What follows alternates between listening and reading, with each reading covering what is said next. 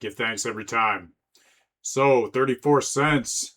34 cents. That is what my hardest thinking AI employee got paid for in its last shift. It runs on one of the most expensive models on the market, and I put it on that model on purpose. So you can see right here is the card showing all my different AI employees in the first workflow that I built out. So this is a weekly workflow.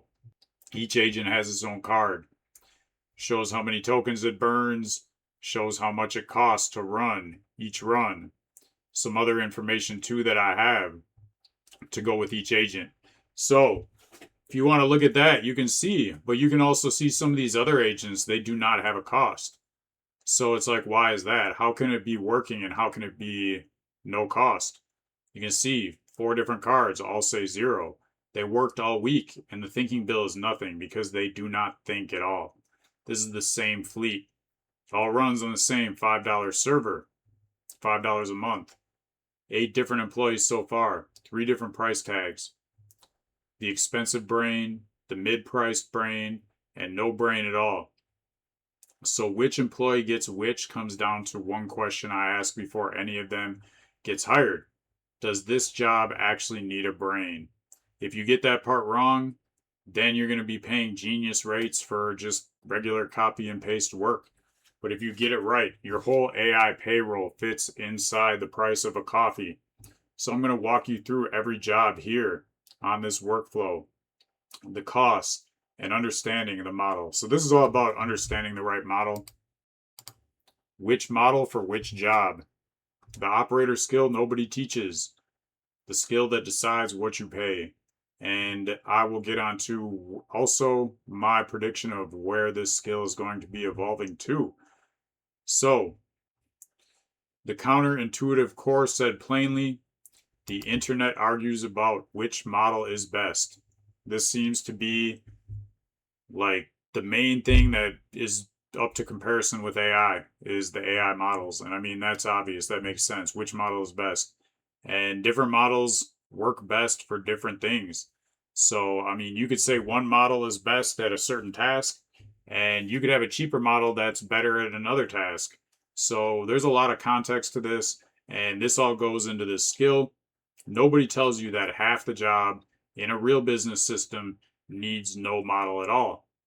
This is something I think a lot of people don't understand, that sometimes the best model is no model, but understanding the best model is a very important skill. Job by job on the $0 for 1 line each. The outlier hunter searches YouTube for the niches breakout videos. This is an API called math, does not need any model. It's just carrying information, bringing it to another agent. The outcome tracker agent has snapshots of how content performed into the database. It's just copying numbers, no model. The comment poster, it drops the CTA comments on new videos. Posting is posting. All it's doing is posting, so there's no model for this. It's just doing its job. The packaging scorer fills the click-through rates from the analytics API. It's only reading a meter. There is no model. I could put models in these and it would do the same thing, but I would be paying. But I don't need to do that. And it's because I know because I've been working with these. And sure, I could just tell like Claude on my subscription, go and post this, go and take this analytic data and then like give it to this other dashboard, give it to this agent. I mean, I could do that and like it would charge me just through my subscription. But when I have a specific workflow that I'm doing, why sit there and manually like ask that and wait for it to be generated, wait for Claude to cook when I know it's already going to do the same thing each week and it can just run in the background. And then also like getting better each week. That's a whole nother story for a whole nother video. So here is the thing that shocks people the most. My report writer is almost on this list. It writes the Monday State of the Business report, and the numbers are pulled by plain code because the numbers already exist. There's nothing to think about. It pays for exactly one thought a week. The judgment paragraph at the top. The one sentence a hype report would never write. Code does the copying. The model does the judging. One employee, is split down that line. So to explain this in a different way, it's basically like it's taking information to generate an output. So like the output really doesn't need to do any thinking because it already knows the information and it already knows the correct way to structure the information. So it really doesn't need to think. Once it has the information, it already knows how to structure that information. So that's why the model does the judging. So an API call just means my code asks another computer for the numbers directly. There's nothing to think about, so there's nobody to pay. Some agents will just do like one simple API call.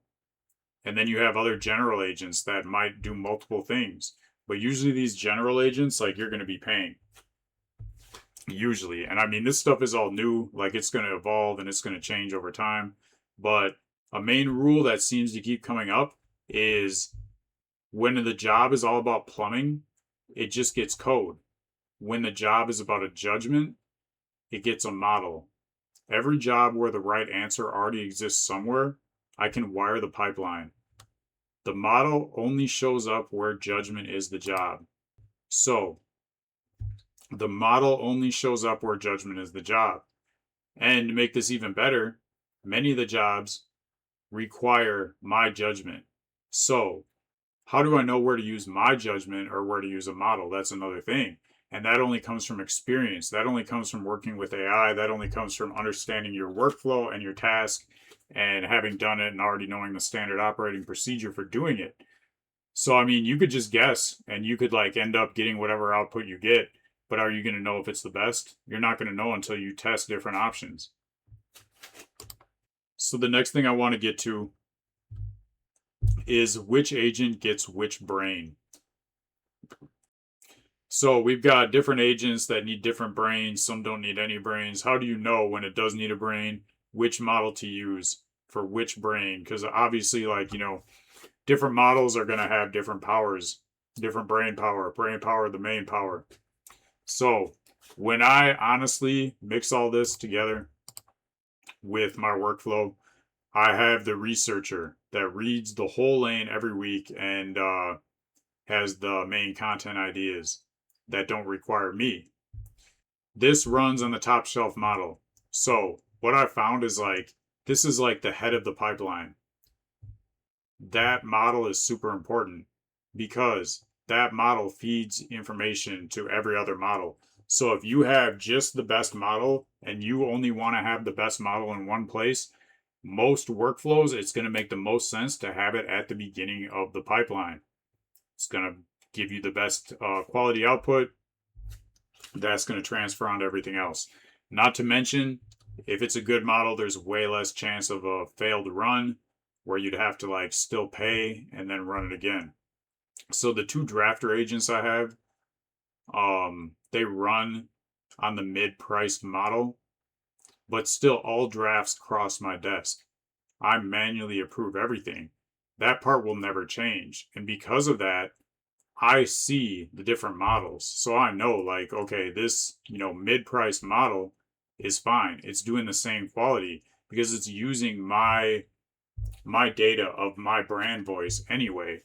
So the difference I see in like the expensive brain model and the mid brain model is really like I barely even notice it.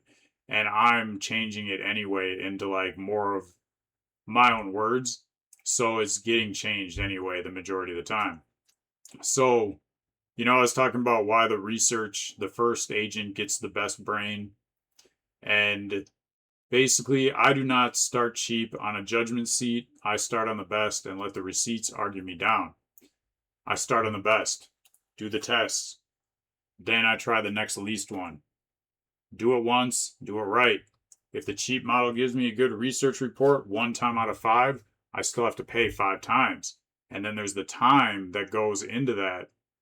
I mean, I could set up another agent to like, automatically notice this agent failed, have it start again.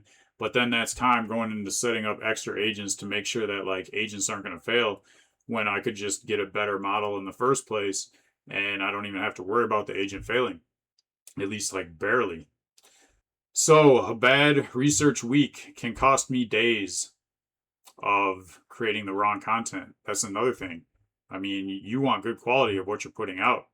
The drafters don't get the best. Drafting from my own words is a smaller thinking job. The source material is just my answers, my numbers, my voice rules. The model is assembling, it's not discovering. This only needs to be a mid model because of that. Like I was saying, this is the per seat call. And I've showed you some of the receipts. Basically, I've had 5 research shifts since about mid-July when I started this.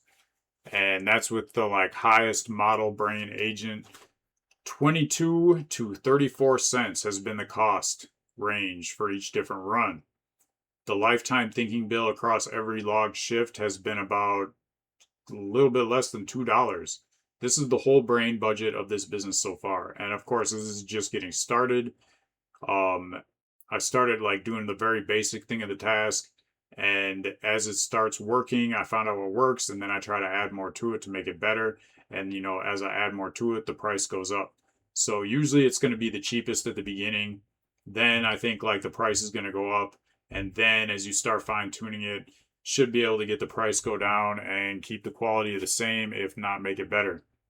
So shifts are going to be getting more expensive because the agent will think more per shift. Deeper research, more notes. As I had to do more and better research, seeing how I can get better, but I didn't know that until I first started using it to know I could get better. So that made the paycheck go up because his output went up.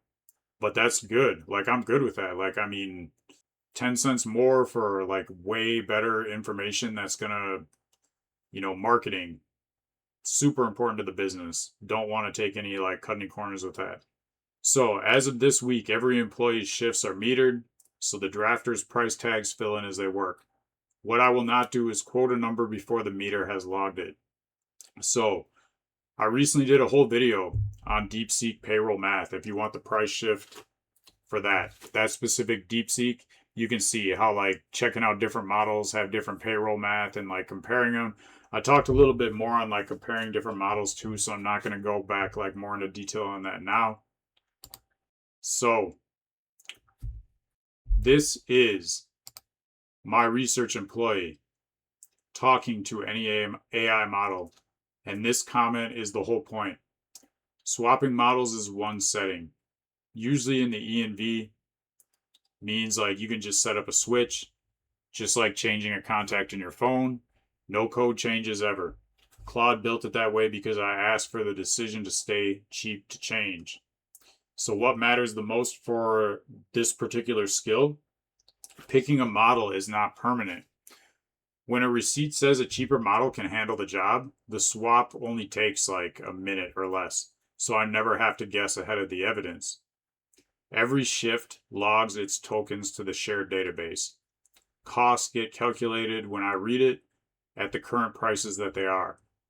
So tokens are just the words the model reads and writes. It is billed by the word, basically. That's how tokens work. My dashboard does the math, so the payroll page is always honest. And there's other things that, you don't know, maybe a new model or an old model will have a discount. And in the past, that model was not good to use. It would cost more and it wasn't worth the extra cost. But now maybe for the next month, there's a discount on it and it does make sense. So that's when you have to be aware of all the different models so you know real quick when to make a change when the change is called for. So real quick, the 3 questions you want to ask yourself with each agent. Does the job need a brain at all? What does a wrong answer cost? And what do the receipts say?